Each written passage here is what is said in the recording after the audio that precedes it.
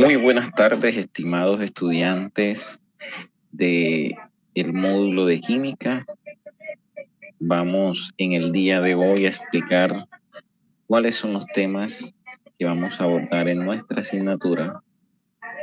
Tenemos estructura de la materia, tabla periódica, enlaces químicos, nomenclatura química, estequiometría, estado gaseoso, soluciones, equilibrio gaseoso, compuestos orgánicos, hidrocarburos alifáticos.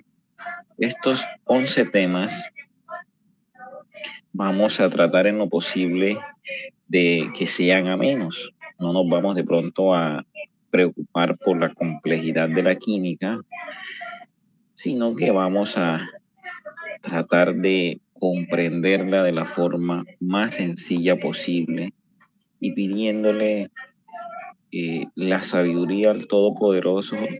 Sabemos que vamos a aprobar la evaluación final. Entonces, para iniciar nos vamos a remontar a la historia de la química.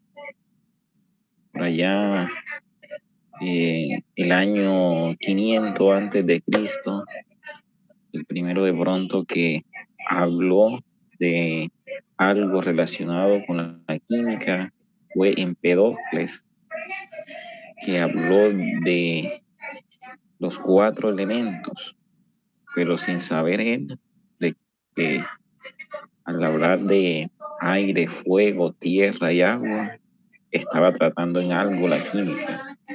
Después, más adelante, antes de Cristo todavía, los griegos allá veían en las estrellas y hablaron de que las partículas que eran indivisibles y que lo llamaron átomos. Pero sin saber ellos de que eso que dijeron que era un átomo, que era indivisible, tampoco sabían que estaban hablando de química. Después, en el siglo XVII,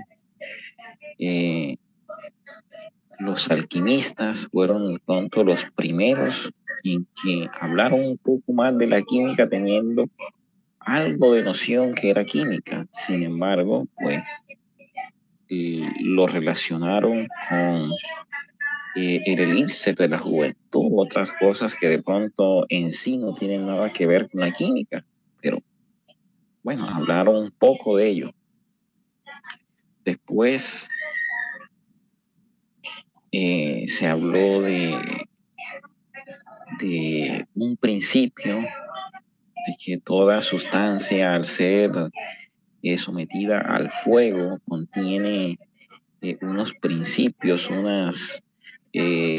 hace parte de ellas unas sustancias, y que al llevar una sustancia al fuego y obtener cenizas, a través de la ceniza yo puedo saber cuáles sustancias la componían. Entonces, bueno, esa fue un poco de historia de la química. Sin embargo, podría decir que ninguno de ellos habló con mucha propiedad acerca de la estructura de la materia, ni cómo estaban conformados los átomos. Más adelante vemos a John Dalton en 1803. Habló que el átomo simplemente era una esfera y no habló de las partículas que componían el átomo. Más adelante, John Dalton hizo pues lo mismo. Pues ya habló de unas partículas positivas o negativas y que el átomo era una esfera, pero tampoco comprendía esas partículas que eran.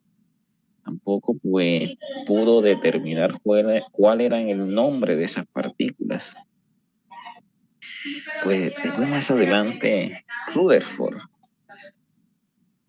habla sobre esas partículas y habla de algo más interesante, fueron las órbitas, y empezó pues a hablar de que las partículas estaban clasificadas en 2 partes, una en una periferia y que otras estaban clasificadas fuera de la periferia, que denominó núcleo. Entonces, allí empezó pues un poco a tener más sentido lo que eran los modelos atómicos.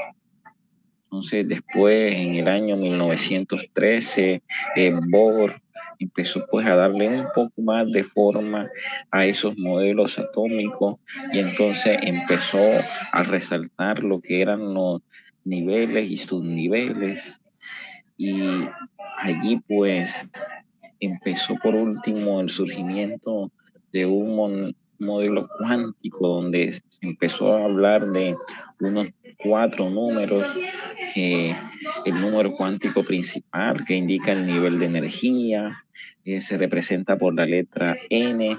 Entonces cuando n es igual a 1, entonces igual viene siendo ese cuál viene siendo el resultado. Entonces aquí lo tenemos, cuando n es igual a 1, ¿cuánto es el valor para el subnivel? Es igual a 2. ¿Por qué? Porque 2 por 1, 2, y si yo elevo al cuadrado 1, pues me va a dar 1. Entonces esta es la fórmula 2n al cuadrado para determinar el número cuántico principal. Bien, entonces después el número cuántico azimutal, que me indica el subnivel, que básicamente son las 4 letras de los subniveles, S, P, D, F. Número cuántico magnético indica la orientación del subnivel en el espacio y adopta números positivos o negativos. Y por último tenemos el número cuántico spin, que básicamente lo que me va a indicar es el giro del spin. El spin es la representación gráfica del electrón. Entonces, si el giro está hacia la derecha, el electrón entonces es positivo, y si está por la izquierda es negativo. Entonces es básicamente eso. Bien, más adelante a su vez podemos observar las 3 partículas y su composición. En el electrón entonces vemos que tiene aquí una carga de 1.6 por 10 a la menos 19. Esto quiere decir que es bastante pequeño. Siempre que tengamos expresiones elevadas negativamente, son bastante pequeñas. El protón, 1.6 por 10 a la menos 19, también es bastante pequeño. Entonces, ¿qué podemos observar entre esta y esta carga? Es el mismo valor, siendo que una es positiva y la otra es negativa. Entonces aquí también observamos que el protón y el neutrón, como lo dijimos anteriormente, se encuentran en el núcleo, mientras que el electrón se encuentra en la periferia. Entonces, ¿qué observamos aquí? Que el neutrón, a diferencia de las 2 partículas anteriores, carece de una carga. Por eso se habla de neutrón, que es neutro, que carece de una carga en sí. Más adelante pues tenemos aquí número atómico másico. ¿Qué quiere decir esto?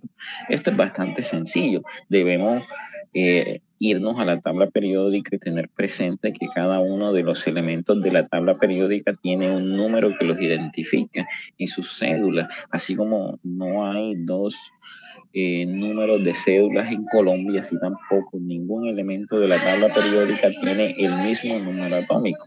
En ese sentido, el primer elemento de la tabla periódica es el hidrógeno. Eso quiere decir que tiene un número atómico de 1. Ese 1 que me indica que tiene un electrón y que tiene un protón. Veamos el ejemplo del sodio. El sodio tiene un número atómico de 11. ¿Qué me quiere decir eso? Que tiene 11 electrones y que tiene 11 electrones. Entonces, siempre que hablamos de número atómico, básicamente estamos hablando de la cantidad de electrones y de protones que tiene un elemento.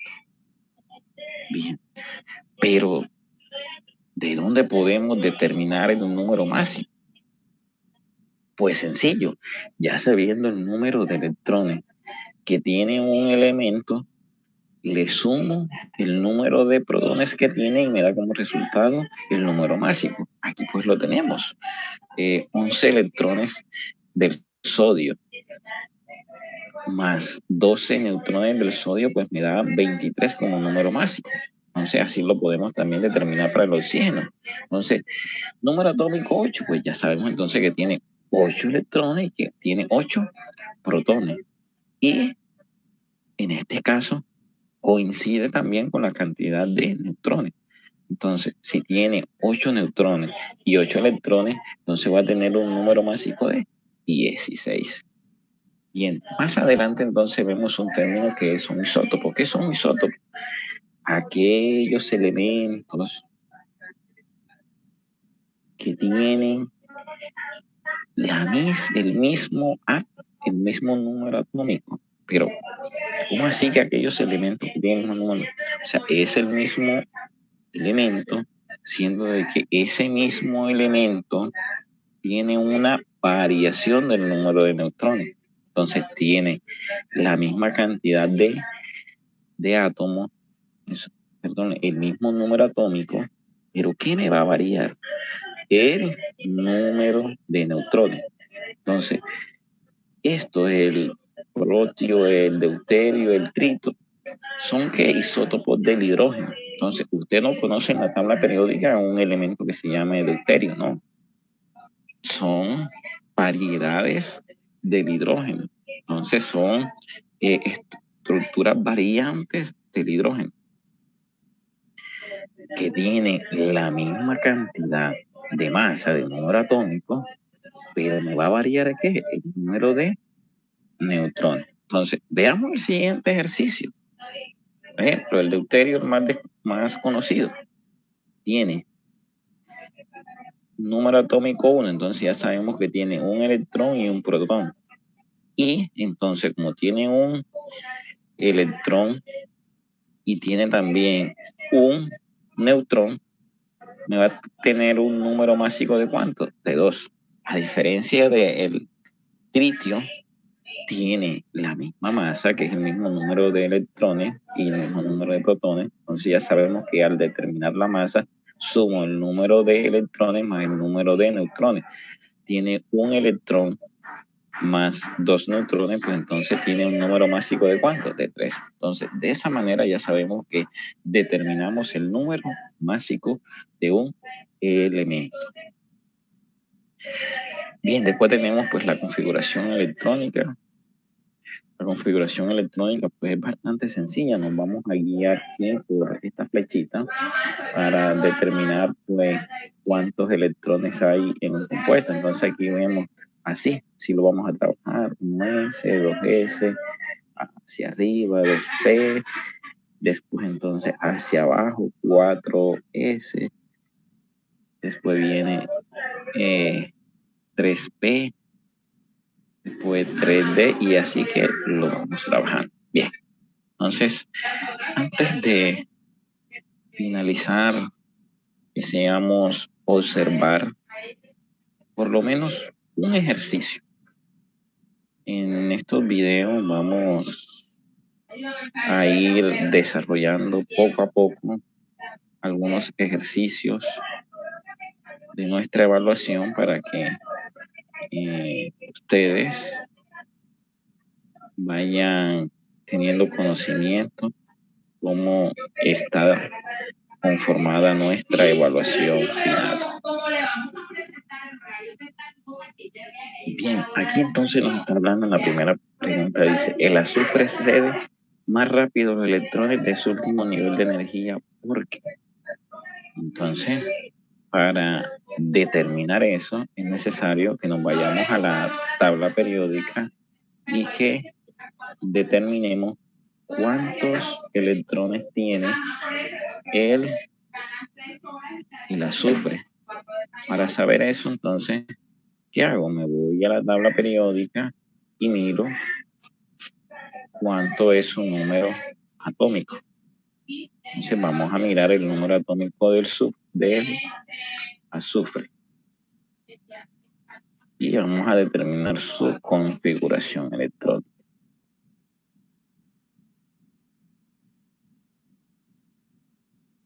Entonces vamos a aquí, buscar la tabla periódica.